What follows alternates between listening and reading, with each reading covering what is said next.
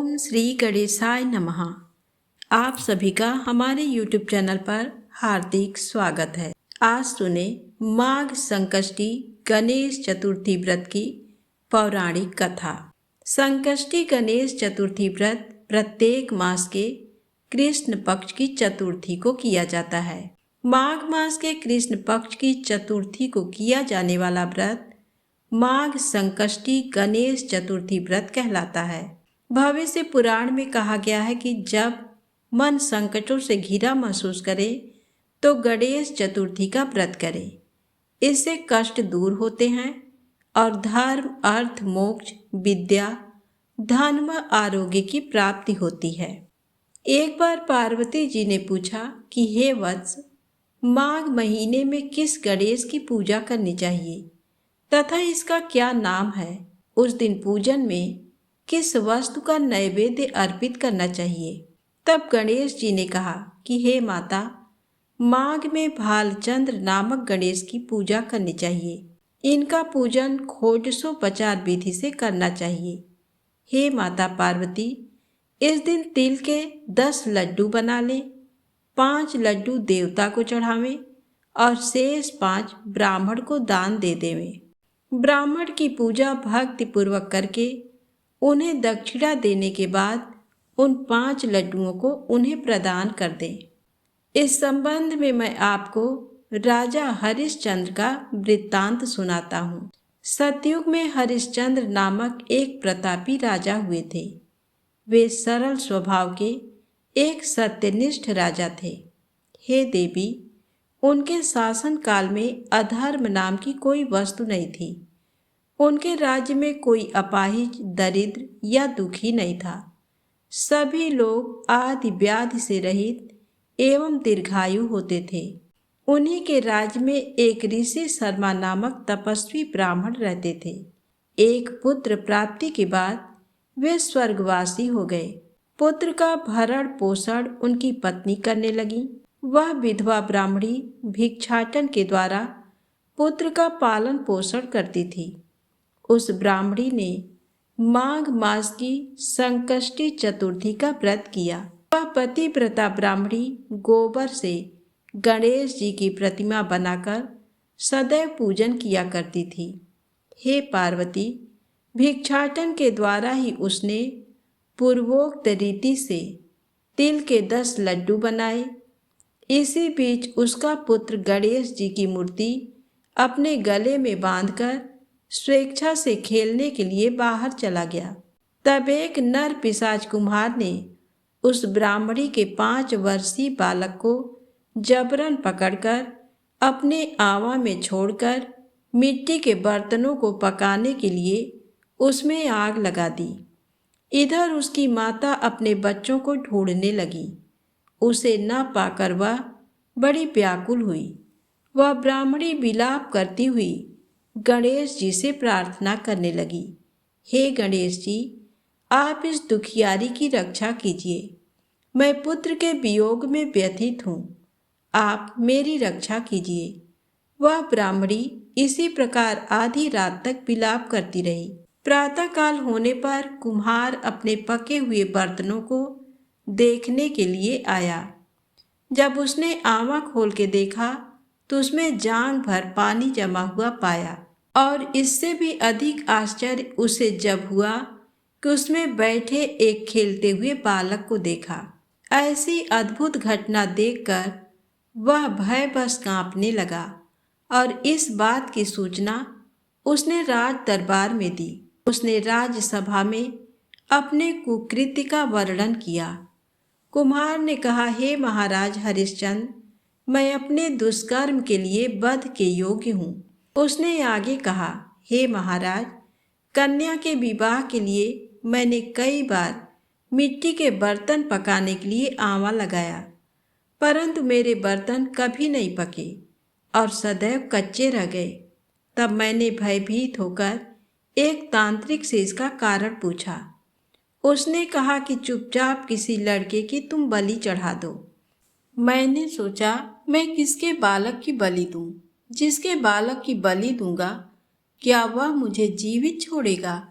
इसी भय से, हे महाराज, मैंने दृढ़ निश्चय किया कि इसे ही बैठाकर आग लगा दूंगा।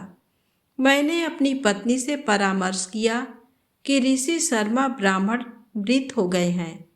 उनकी विधवा पत्नी भीख मांगकर अपना गुजारा करती है।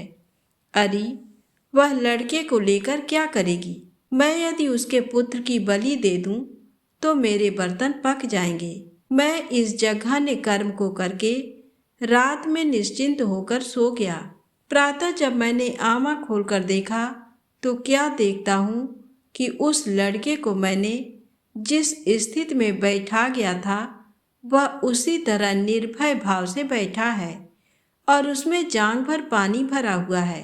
इस भयावह दृश्य से मैं कांप उठा और इसकी सूचना देने आपके पास आया हूँ। कुम्हार की बात सुनकर राजा बहुत ही विस्मित हुए और उस लड़के को देखने आए। बालक को प्रसन्नता पूर्वक खेलते देखकर मंत्री से राजा ने कहा कि ये क्या बात है, ये किसका लड़का है, इस बात का पता लगाएं। इस आंवे में जांग भर जल कहाँ से आया, इसमें कमल के फूल कहाँ से खिल गए, इस दरिद्र कुम्हार के आंवे में हरी हरी धूप कहाँ से उग गई। बालक को न तो आग की जलन हुई, न तो इसे भूख प्यासी है। ये आंवे में भी वैसा ही खेल रहा है मानो अपने घर में खेल रहा हो। राजा इस तरह की बात कह ही रहे थे कि वह ब्राह्मणी वहाँ बिलखती हुई आ पहुँची। वह कुम्हार को कोसने लगी। जिस प्रकार गाय अपने बछड़े को देखकर रंभाती है, ठीक वही अवस्था उस ब्राह्मणी की थी। वह ब्राह्मणी बालक को गोद में लेकर प्यार करने लगी और कांपती हुई राजा के सामने बैठ गई। राजा हरिश्चंद्र ने पूछा कि हे ब्राह्मणी, इस बालक के न जलने का क्या कारण है? क्या तू कोई जादू जानती है अथवा तूने कोई धर्माचरण किया है जिसके कारण बच्चे को आँच तक नहीं आई? राजा की बात सुनकर ब्राह्मणी ने कहा कि हे महाराज, मैं कोई जादू नहीं जानती और ना तो कोई धर्माचरण, तपस्या, योग, दान आदि की प्रक्रिया ही जानती हूँ। हे राजन, मैं तो संकट नाशक गणेश चतुर्थी का व्रत करती हूँ। उसी व्रत से मेरा पुत्र जीता जागता बचा है। राजा ने संपूर्ण नगरवासियों को गणेश जी का व्रत करने का आदेश दिया। इस आश्चर्यजनक घटना के कारण सभी लोग उस दिन से प्रत्येक मास की गणेश चतुर्थी का व्रत करने लगे। इस व्रत के प्रभाव से ब्राह्मणी ने अपने पुत्र के जीवन को पुनः पाया था। इतना कहने के बाद श्री कृष्ण ने कहा कि हे युधिष्ठिर, आप भी इस सर्वोत्तम व्रत को कीजिए। इस व्रत के प्रभाव से आपकी सभी कामनाएं पूर्ण होंगी। आप मित्रों, पुत्रों और पौत्रों को सुख देने वाले साम्राज्य को प्राप्त करेंगे। हे महाराज, जो लोग इस व्रत को करेंगे उन्हें पूर्ण सफलता मिलेगी। भगवान कृष्ण की बात से युधिष्ठिर बहुत प्रसन्न हुए और माघ कृष्ण गणेश चतुर्थी का व्रत करके निष्कंटक राज्य भोगने लगे। तो प्रेम से बोले गणेश जी महाराज की जय हो। अब आइए सुने माघ मास सकट चौथ में सुनी जाने वाली देवरानी और जेठानी की कथा। एक शहर में देवरानी जेठानी रहती थी। जेठानी अमीर थी और देवरानी गरीब थी। देवरानी गणेश जी की भक्त थी। देवरानी का पति जंगल से लकड़ी काटकर बेचता था और अक्सर बीमार रहता था। देवरानी जेठानी के घर का सारा काम करती और बदले में जेठानी बचा हुआ खाना, पुराने कपड़े आदि उसको दे देती थी। इसी से देवरानी का परिवार चल रहा था। माघ महीने में देवरानी ने तिल चौथ का व्रत किया। 5 आने का तिल व गुड़ लाकर तिलकुट्टा बनाया। पूजा करके तिल चौथ की कथा सुनी और तिलकुट्टा छींके में रख दिया और सोचा कि चांद उगने पर पहले तिलकुट्टा और उसके बाद ही कुछ खाएगी। कथा सुनकर वह जेठानी के यहाँ चली गई। खाना बनाकर जेठानी के बच्चों से खाना खाने को कहा तो बच्चे बोले, माँ ने व्रत किया है और माँ भूखी है। जब माँ खाना खाएगी हम भी तभी खाएंगे। जेठ जी को खाना खाने को कहा तो जेठ जी बोले, मैं अकेला नहीं खाऊंगा। जब चांद निकलेगा, जब सब खाएंगे तभी मैं भी खाऊंगा। जेठानी ने उससे कहा कि आज तो किसी ने भी अभी तक खाना नहीं खाया, तुम्हें कैसे दे दूं? तुम सुबह सवेरे ही बचा हुआ खाना ले जाना। देवरानी के घर पर पति बच्चे सभी आस लगाए बैठे थे कि आज तो त्योहार है, इसलिए कुछ पकवान आदि खाने को मिलेगा। परंतु जब बच्चों को पता चला कि आज तो रोटी भी नहीं मिलेगी तो बच्चे रोने लगे। उसके पति को भी बहुत गुस्सा आया। कहने लगा, सारा दिन काम करके भी 2 रोटी नहीं ला सकती तो काम क्यों करती हो? पति ने गुस्से में आकर पत्नी को कपड़े धोने के धोने से मारा। धोना हाथ से छूट गया तो पाटे से मारा। वह बेचारी गणेश जी को याद करती हुई रोते रोते पानी पीकर सो गई। उस दिन गणेश जी देवरानी के सपने में आए और कहने लगे, धोने मारी, पाटे मारी, सो रही है या जाग रही है? वह बोली, कुछ सो रही हूँ, कुछ जाग रही हूँ। गणेश जी बोले, भूख लगी है, कुछ खाने को दे। देवरानी बोली, क्या दूँ? मेरे घर में तो अन्न का एक दाना भी नहीं है। जेठानी बचा खुचा खाना देती थी, आज वह भी नहीं मिला। पूजा का बचा हुआ तिलकुट्टा छींके में पड़ा है, वही खा लो। तिलकुट्टा खाने के बाद गणेश जी बोले, धोने मारी, पाटे मारी, निमटाई लगी है, कहाँ निमटे? वह बोली, ये पड़ा है घर, जहाँ इच्छा हो वहाँ निमट लो। फिर गणेश जी बच्चे की तरह बोले, अब कहाँ पहुँचूँ? नींद में मगन अब देवरानी को बहुत गुस्सा आया कि कब से तंग किए जा रहे हैं, सो बोली, मेरे सर पर पोंछो। और कहाँ पोंछोगे? सुबह जब देवरानी उठी तो ये देखकर हैरान रह गई कि पूरा घर हीरे मोती से जगमगा रहा है। सिर पर जहाँ गणेश जी पोंछनी कर गए थे, वहाँ हीरे के टीके व बिंदी जगमगा रहे थे। उस दिन देवरानी जेठानी के यहाँ काम करने नहीं गई। बड़ी देर तक राह देखने के बाद जेठानी ने बच्चों को देवरानी को बुलाने भेजा। जेठानी ने सोचा कल खाना नहीं दिया, इसीलिए शायद देवरानी बुरा मान गई है। बच्चे बुलाने गए और बोले, चाची चलो, माँ ने बुलाया है, सारा काम पड़ा है। देवरानी ने जवाब दिया, अब उसकी ज़रूरत नहीं है, घर में सब भरपूर है, गणेश जी के आशीष से। बच्चों ने घर जाकर माँ को बताया कि चाची का तो पूरा घर हीरे मोतियों से जगमगा रहा है। जेठानी दौड़ती हुई देवरानी के पास आई और पूछा कि ये सब हुआ कैसे।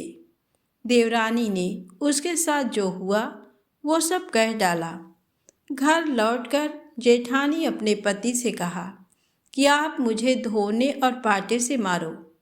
उसका पति बोला कि भले मानस, मैंने कभी तुम पर हाथ भी नहीं उठाया, मैं तुम्हें धोने और पाटे से कैसे मार सकता हूँ? वह नहीं मानी और जिद करने लगी।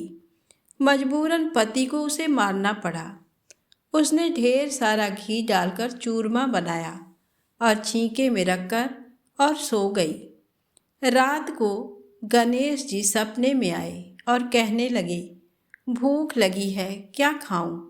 जेठानी ने कहा, हे गणेश जी महाराज, मेरी देवरानी के यहाँ तो आपने सूखा तिलकुट्टा खाया था, मैंने तो झरते घी का चूरमा बनाकर आपके लिए छींके में रखा है, फल और मेवे भी रखे हैं, जो चाहे खा लीजिए। बाल स्वरूप गणेश जी बोले, अब निमटे कहाँ? जेठानी बोली, उसके यहाँ तो टूटी फूटी झोपड़ी थी, मेरे यहाँ तो कंचन के महल है, जहाँ चाहो निपटो। फिर गणेश जी ने पूछा, अब पोंछूं कहाँ? जेठानी बोली, मेरे ललाट पर बड़ी सी बिंदी लगाकर पोंछ लो। धन की भूखी जेठानी सुबह बहुत जल्दी उठ गई। सोचा घर हीरे जवाहरात से भर चुका होगा, पर देखा तो पूरे घर में गंदगी फैली हुई थी। तेज बदबू आ रही थी। उसके सिर पर भी बहुत सी गंदगी लगी हुई थी। उसने कहा, हे गणेश जी महाराज, ये आपने क्या किया? मुझसे रूठे और देवरानी पर टूटे। जेठानी ने सफाई करने की बहुत ही कोशिश करी, परंतु गंदगी और ज़्यादा फैलती गई। जेठानी के पति को मालूम चला तो वह भी बहुत गुस्सा हुआ और बोला, तेरे पास इतना सब कुछ था, फिर भी तेरा मन नहीं भरा। परेशान होकर चौथ के गणेश जी से मदद की विनती करने लगी। गणेश जी ने कहा, देवरानी से जलन के कारण तूने जो किया था ये उसी का फल है। अब तू अपने धन में से आधा उसे दे देगी, तभी ये सब साफ होगा। उसने आधा धन बांट दिया, किंतु मोहरों की एक हांडी चूल्हे के नीचे गाड़ रखी थी। उसने सोचा किसी को पता नहीं चलेगा और उसने उस धन को नहीं बांटा। उसने कहा, हे श्री गणेश जी, अब तो अपना ये बिखराव समेटो। वे बोले, पहले चूल्हे के नीचे गाड़ी हुई मोहरों की हांडी सहित ताक में रखी 2 सुई के भी 2 हिस्से कर।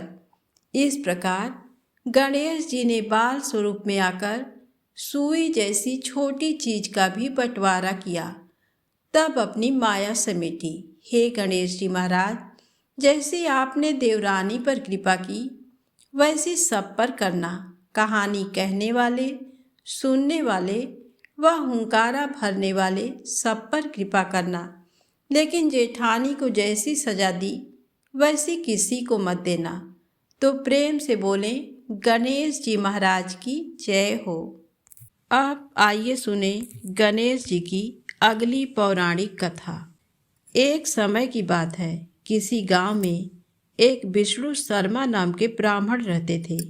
वह वेदों के ज्ञाता थे और उनके 7 पुत्र थे, जिनमें से 6 पुत्र संपन्न थे, लेकिन एक पुत्र गरीब था। उनके सभी बेटे अलग अलग रहते थे। विष्णु शर्मा अपने हर एक पुत्र के घर एक एक दिन भोजन करते थे। धीरे धीरे वह वृद्ध होकर दुर्बल हो गए। वह अपनी पुत्र वधू द्वारा अपमानित होकर रोते रहते थे। एक बार विष्णु शर्मा ने गणेश चौथ का व्रत रखा और अपने सबसे बड़ी बहू के घर पहुँचे और बोला, बहू, मैंने आज गणेश चौथ का व्रत किया है, तुम पूजा का सामान इकट्ठा कर दो। भगवान गणेश खुश होकर तुम पर कृपा करेंगे। ये सुनकर बहू कठोर वाणी में बोली, पिताजी, मुझे तो घर के कार्यों से ही फुर्सत नहीं है। मेरे पास इन फिजूल के कामों के लिए समय नहीं है। आप तो हमेशा कुछ ना कुछ काम बताते रहते हो। मैं नहीं जानती आपके गणेश जी को। सबसे बड़ी बहू से डांट सुनकर विष्णु शर्मा अपनी सभी बहू के घर गए, परंतु सभी ने उन्हें डांटकर भगा दिया। वह बहुत दुखी हुए और अंत में अपनी छोटी बहू के घर गए। छोटी बहू के घर भी वे समझाते हुए बोले, बहू रानी, सब बहुओं ने तो मुझे डांट कर घर से निकाल दिया। अब मैं कहाँ जाऊँ? तुम्हारे पास तो मेरे व्रत की सामग्री लाने के भी पैसे नहीं हैं। बहू बोली, पिताजी, आप परेशान ना हो और अपनी इच्छा पूर्वक व्रत करें। आपके साथ मैं भी व्रत करूंगी। ऐसा कहकर छोटी बहू पड़ोसन से व्रत की सामग्री मांगने गई। उसने अपने ससुर जी के साथ पूजन किया। पूजन के बाद खाने की कमी से खुद भूखा रहकर ससुर को खाना खिलाया और खुद भूखी ही सो गई। आधी रात के बाद ससुर को उल्टियाँ होने लगी। वो रोने लगी, बोली, पिताजी, मेरे बनाए हुए खाने से आपको उल्टियाँ होने लगी। और वह सारी रात अपने ससुर के पास बैठी रही और उनकी सेवा करती रही। इस प्रकार उसका व्रत के साथ साथ गणेश चौथ का जागरण भी हो गया। सुबह उठकर उसने देखा कि उसका सारा घर हीरे मोतियों से जगमग हो रहा है। अपने ससुर से बोली, पिताजी, इतने हीरे मोती मेरे घर में कहाँ से आए? तब ब्राह्मण विष्णु शर्मा बोले, बहू, ये सब तो तुम्हारी भक्ति का फल है, जिससे भगवान गणेश प्रसन्न हो गए हैं और उस व्रत के फल स्वरूप तुम्हें इतना धन मिला है। बहू बोली, पिताजी, आपकी कृपा से गणेश जी मुझ पर प्रसन्न हुए हैं और मुझे अपार धन संपत्ति प्राप्त हुई है। छोटी बहू के घर में इतनी धन संपत्ति देखकर विष्णु शर्मा के सभी बेटे और बहू वहां आ गए और क्रोधित होकर बोले, बुढ़े ने अपना सारा जमा किया हुआ धन सबसे छोटे बेटे को दे दिया। तब विष्णु शर्मा बोले, इसमें मेरी कोई कृपा नहीं है। छोटी बहू के गणेश चौथ का व्रत करने से भगवान गणेश ने प्रसन्न होकर ये संपत्ति उसे प्रदान करी है। मैंने पहले भी तुम सभी बहू के घर पर आकर ये व्रत करने को कहा था, परंतु तुमने मेरी एक न सुनी। छोटी बहू ने मांग कर पूजा की सामग्री एकत्रित की, ये व्रत करा और इसकी सच्ची भक्ति से प्रसन्न होकर गणेश जी ने इसे अपार संपत्ति प्रदान की है। तो प्रेम से बोले, गणेश जी भगवान की जय हो। अब आइए सुने चौथ व्रत की अगली कहानी। एक गांव में एक वृद्धा रहती थी। उसकी बहू थोड़ी सी पागल जैसी रहती थी। उसे भूख बिल्कुल सहन नहीं होती थी। वह रोज सुबह उठकर पहले खाना खाती थी, फिर दूसरा काम करती थी। एक दिन उनके यहाँ पूजा होनी थी और पूजा के लिए खाना बनाना था। तो वृद्धा ने सोचा कि ये तो सुबह उठकर सबसे पहले खाऊं खाऊं करेगी और सारा खाना जूठा कर देगी। तो वृद्धा ने एक उपाय सोचा। उसने पानी के मटके के नीचे एक छेद कर दिया और बहू से कहा कि आज पूजा है, तू सुबह से खाऊं खाऊं मत करना। तू पहले पानी भर ला, फिर कुछ खा पी लेना। बहू ने सास से कहा कि ठीक है माँ, और वह पानी भरने के लिए चली गई। बहू पानी भरने कुएं पर आई तो उसने वहां पर सबसे पहले अपने साड़ी में बंधा हुआ आटा निकाला, फिर पनघट पर उसे गूंथ लिया और उसकी बाटियां बना ली। वहीं पास में शमशान था, वहां एक मुर्दा जलाया गया था, तो उसकी आंच में उसने वह बाटियां सेक ली। और पास में ही एक गणेश जी का मंदिर था। मंदिर में किसी ने गणेश जी को चोला चढ़ाया था, तो गणेश जी की तोंद में घी लगा हुआ था। उसने उससे बाटियां चुपोड़कर एक बाटी का भोग गणेश जी को लगाकर उसने वह बाटियां खा ली। उसके बाद वह आराम से अपने घर चली गई। इधर गणेश जी ने क्रोधित होते हुए नाक पर उंगली चढ़ा ली। फिर उसके बाद कोई उधर से निकला तो उसने देखा कि गणेश जी ने नाक पर उंगली चढ़ा रखी है। तो उसने गांव में जाकर सबसे कह दिया कि गणेश जी ने नाक पर उंगली चढ़ा ली। अब गणेश जी की नाक पर से उंगली उतारने के लिए सभी लोग प्रयास करने लगे। कोई गणेश जी के पाठ करने लग गया, कोई हवन कर रहा है ताकि गणेश जी नाक पर से उंगली हटा लें, पर गणेश जी ने नाक पर से उंगली नहीं हटाई। अब ये बात राजा तक पहुंच गई। राजा ने बड़े बड़े पंडित और ज्योतिष बुलवाए, पर वह भी गणेश जी की नाक से उंगली नहीं हटा पाए। अब राजा ने पूरे राज्य में मुनादी करवा दी कि जो भी गणेश जी की नाक पर से उंगली हटाएगा उसे 5 गांव की जागीर दे दी जाएगी। अब राज्य में सभी लोग अपनी अपनी तरफ से प्रयास करने लगे, पर गणेश जी ने नाक से उंगली नहीं हटाई। सभी लोग थक हार गए। आखिर में बुढ़िया की बहू बोली कि माँ, आप कहो तो मैं गणेश जी की नाक से उंगली हटा सकती हूँ। तो वृद्धा हंसने लगी कि बड़े बड़े पंडित और ज्योतिष गणेश जी की नाक से उंगली नहीं हटा पाए, तुम कैसे हटा दोगी? परंतु हो सकता है कि ऐसा हो जाए। तभी एक आदमी ने कहा कि एक बार इसे भी मौका दो, इसे भी प्रयास कर लेने दो। हो सकता है कि ये गणेश जी की नाक पर से उंगली हटा दे। बहू ने कहा, पर मेरी एक शर्त है कि मेरे घर से गणेश जी के मंदिर तक एक बड़ा पर्दा लगाया जाए। तो लोगों ने कहा ठीक है, और घर से मंदिर तक पर्दा लगवा दिया।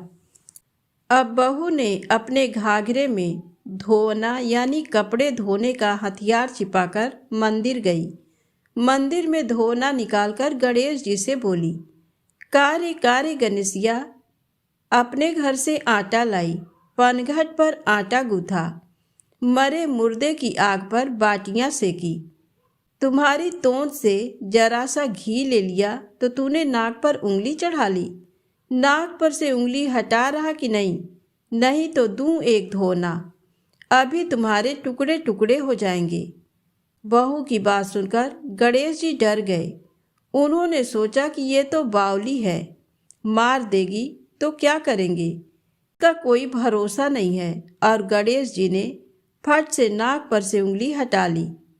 पूरे गांव में वृद्धा की बहू की जय जयकार होने लगी कि बुढ़िया की बहू ने गणेश जी की नाक से उंगली हटवा दी। राजा ने अपने आदेश अनुसार 5 गांव जागीर में दिए।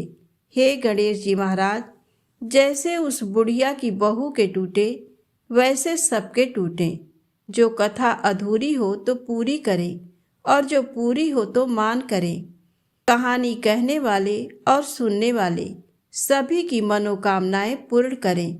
तो प्रेम से बोले, गणेश जी महाराज की जय हो। अब आइए सुने बहुत ही रोचक कथा, हाथी का शीश ही श्री गणेश जी को क्यों लगा। गज और असुर के संयोग से एक असुर जन्मा था, गजासुर। उसका मुख गज जैसा होने के कारण उसे गजासुर कहा जाने लगा। गजासुर शिव जी का बड़ा भक्त था और शिव जी के बिना अपनी कल्पना ही नहीं करता था। उसकी भक्ति से भोले भंडारी गजासुर पर प्रसन्न हो गए और वरदान मांगने को कहा। गजासुर ने कहा, प्रभु, आपकी आराधना में कीट पक्षियों द्वारा होने वाले विघ्न से मुक्ति चाहिए, इसलिए मेरे शरीर से हमेशा तेज अग्नि निकलती रहे, जिससे कोई मेरे पास न आए और मैं निर्विघ्न आपकी आराधना करता रहूं। तब महादेव ने गजासुर को उसका मनचाहा वरदान दे दिया। गजासुर फिर से शिव जी की साधना में लीन हो गया। हजारों साल के घोर तप से शिव जी फिर प्रकट हुए और कहा, तुम्हारे तप से प्रसन्न होकर मैंने तुम्हें मनचाहा वरदान दिया था। मैं फिर से प्रसन्न हूँ, बोलो अब क्या मांगते हो। गजासुर कुछ इच्छा लेकर तो तप कर नहीं रहा था। उसे तो शिव आराधना के सिवा और कोई काम पसंद ही नहीं था। लेकिन प्रभु ने कहा कि वरदान मांगो, तो वह सोचने लगा। गजासुर ने कहा, वैसे तो मैंने कुछ इच्छा रखकर तप नहीं किया, लेकिन आप कुछ देना ही चाहते हैं तो आप कैलाश छोड़कर मेरे उदर यानी मेरे पेट में ही निवास करें। भोले भंडारी गजासुर के पेट में समा गए। माता पार्वती ने उन्हें खोजना शुरू किया, लेकिन वह कहीं मिले ही नहीं। उन्होंने विष्णु जी का स्मरण कर शिव जी का पता लगाने को कहा। श्री हरि ने कहा, बहन आप दुखी ना हो, भोले भंडारी से कोई कुछ भी मांग ले तो दे देते हैं। वरदान स्वरूप वह गजासुर के उदर में वास कर रहे हैं। श्री हरि ने एक लीला की। उन्होंने नंदी बैल को नृत्य का प्रशिक्षण दिया और फिर उसे खूब सजाने के बाद गजासुर के सामने जाकर नाचने को कहा। श्री हरि स्वयं एक ग्वाले के रूप में आए और बांसुरी बजाने लगे। बांसुरी की धुन पर नंदी ने ऐसा सुंदर नृत्य किया कि गजासुर बहुत प्रसन्न हो गया। उसने ग्वाला वेशधारी श्री हरि से कहा, मैं तुम पर प्रसन्न हूँ। इतने साल की साधना से मुझ में वैराग्य आ गया था। तुम दोनों ने मेरा मनोरंजन किया है, कोई वरदान मांग लो। श्री हरि ने कहा, आप तो परम शिव भक्त हैं, शिव जी की कृपा से ऐसी कोई चीज नहीं जो आप हमें न दे सके, किंतु मांगते हुए संकोच होता है कि कहीं आप मना न कर दें। श्रीहरि की तारीफ से गजासुर स्वयं को ईश्वर तुल्य ही समझने लगा था। उसने कहा, तुम मुझे साक्षात शिव समझ सकते हो। मेरे लिए संसार में कुछ भी असंभव नहीं। तुम्हें मनचाहा वरदान देने का वचन देता हूँ। तब श्री हरि ने फिर कहा, आप अपने वचन से पीछे तो नहीं हटेंगे? तब गजासुर ने धर्म को साक्षी रखकर हामी भरी तो श्री हरि ने उससे शिव जी को अपने उदर से मुक्त करने का वरदान मांगा। गजासुर वचनबद्ध था। वह समझ गया कि उसके पेट में बसे शिव जी का रहस्य जानने वाला ये कोई साधारण ग्वाला नहीं है, जरूर स्वयं भगवान विष्णु आए हैं। उसने शिव जी को मुक्त किया और शिव जी से एक आखिरी वरदान मांगा। उसने कहा, प्रभु, आपको उदर में लेने के पीछे किसी का अहित करने की मनसा नहीं थी। मैं तो बस इतना चाहता था कि आपके साथ मुझे भी स्मरण किया जाए। शरीर से आपका त्याग करने के बाद जीवन का कोई मोल नहीं रहा। इसलिए प्रभु, मुझे वरदान दीजिए कि मेरे शरीर का कोई अंश हमेशा आपके साथ पूजित हो। शिव जी ने उसे वह वरदान दे दिया। श्री हरि ने कहा, गजासुर, तुम्हारी शिव भक्ति अद्भुत है। शिव आराधना में लगे रहो। समय आने पर तुम्हें ऐसा सम्मान मिलेगा जिसकी तुमने कल्पना भी नहीं की होगी। जब गणेश जी का शीश धड़ से अलग हुआ तो गजासुर के शीश को ही श्री हरि काट लाए और गणपति के धड़ से जोड़कर जीवित किया था। इस तरह वह शिव जी के प्रिय पुत्र के रूप में प्रथम आराध्य हो गया। तो प्रेम से बोले, गणेश जी महाराज की जय हो। अब आइए सुने संकष्टी गणेश चतुर्थी की अगली पौराणिक कथा। कथा के अनुसार एक बार इंद्र समेत सभी देवतागण भगवान शिव के पास अपने संकटों को दूर करने की प्रार्थना लेकर पहुँचे। तब भगवान शिव के दोनों पुत्र कार्तिकेय और गणेश जी वहीं मौजूद थे। तब भगवान शिव ने उन दोनों से पूछा कि कौन सबसे पहले देवताओं की विपदा को दूर कर सकता है। तो दोनों ने ही कहा कि वे सक्षम हैं। तब भगवान शिव को एक युक्ति सूझी। उन्होंने अपने दोनों पुत्रों से कहा कि इसके लिए पहले परीक्षा देनी होगी। शिव जी ने कहा कि जो सबसे पहले इस पृथ्वी की परिक्रमा करके हमारे पास आ जाएगा, उसे ही देवताओं का संकट दूर करने के लिए भेजा जाएगा।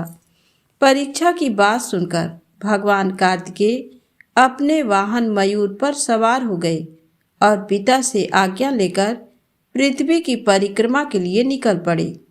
उधर गणेश जी बड़े ही सोच में पड़ गए कि उनका वाहन तो मूषक है, इससे पूरी पृथ्वी की परिक्रमा संभव नहीं है। तब गणेश जी के मन में एक विचार आया। वे झट से अपने स्थान से उठे।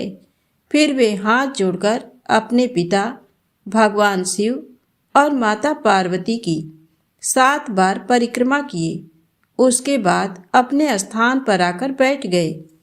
सभी देवी देवता ये देखकर आश्चर्य में पड़ गए। कुछ समय बाद कार्तिकेय जी पृथ्वी की परिक्रमा करके कैलाश पर आए और स्वयं को विजेता घोषित करने लगे। इसी बीच शिव जी ने गणेश जी से पूछा कि तुमने पृथ्वी की जगह अपने माता पिता की परिक्रमा क्यों की? इस पर गणेश जी ने कहा कि माता पिता के चरणों में ही समस्त लोक बसता है।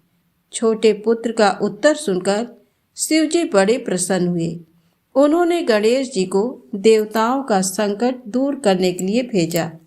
महादेव ने गणेश जी को वरदान दिया कि जो भी व्यक्ति चतुर्थी के दिन तुम्हारी पूजा करके रात्रि में चंद्रमा को अर्घ्य देगा, उसके सभी पाप मिट जाएंगे, विपदाएं दूर होंगी और समस्त मनोकामनाएं पूरी होंगी। जीवन में सुख और समृद्धि में वृद्धि होगी। इस व्रत कथा को पढ़ने के बाद गणेश जी से प्रार्थना करें कि हे गणेश जी महाराज, आप हमारे संकटों को दूर करके जीवन में सुख और समृद्धि दें। तो प्रेम से बोलें, गणेश जी महाराज की जय हो।